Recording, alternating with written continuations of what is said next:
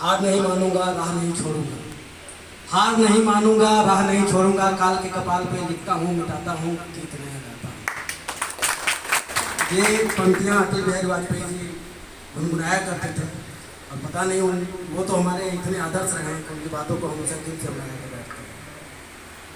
आज इस विदाई सम्मान समारोह में मैं मंच पे उपस्थित हमारे वर्तमान प्रखंड विकास पदाधिकारी श्री मुकेश कुमार जी, हमारे कार्यपालक पदाधिकारी सूरज कुमार बैठा जी, प्रखंड पंचायती राज पदाधिकारी अनवार साहब, हमारे केपी जी, मुखिया जी, भूपेंद्र जी, घनश्याम चौबे, जो भी मुझे दिख रहे हैं सारे कर्मचारी, जितने लोग हैं, सबका बहुत बहुत आपका स्वागत है।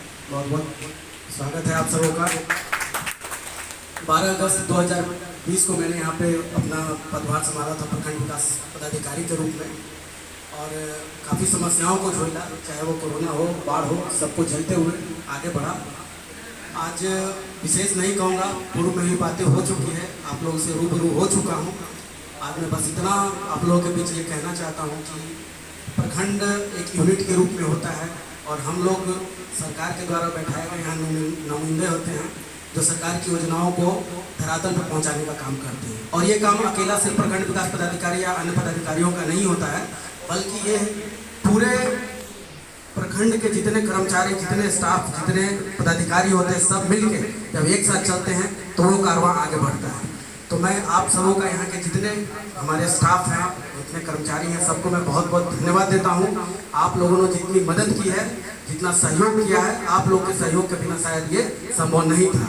और मैं फिर से ये बोलना चाहूँगा कि जब मैं यहाँ प्रखंड में ज्वाइन किया था तो बहुत सारे चैलेंजेस थे। और एक बात और कहना चाहूँगा कि बरौली एक आसान ब्लॉक नहीं है। It's not an easy to run this block. Difficult है। डिफिकल्ट इस मायने में है कि यहाँ 2 विधानसभाएं पड़ते हैं, आपके बरौली विधानसभा, आपके बैकुंठपुर विधानसभा। तो दोनों तरफ से जनप्रतिनिधियों का सवाल जवाब, उनके सहयोग की अपेक्षा, इन सबों को लेके और उनकी जो आकांक्षाएं रहती हैं उस पर खरा उतरना एक वाकई चैलेंज है यहाँ पे।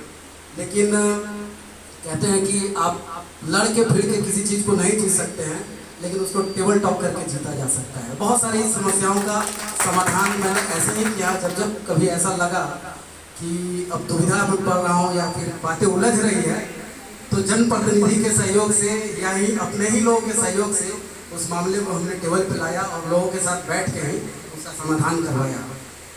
ये बात मुझे याद है, कुछ 3 साल एक लंबा समय होता है यहाँ पे। और जब मैं आया था यहाँ पे तो सभी में जब बात हुई, नजर की बात हुई थी, उस समय डीडीसी सर थे, सज्जन सर यहाँ पे डीडीसी थे, और अरशद अजीज सर यहाँ पे डीएम थे। और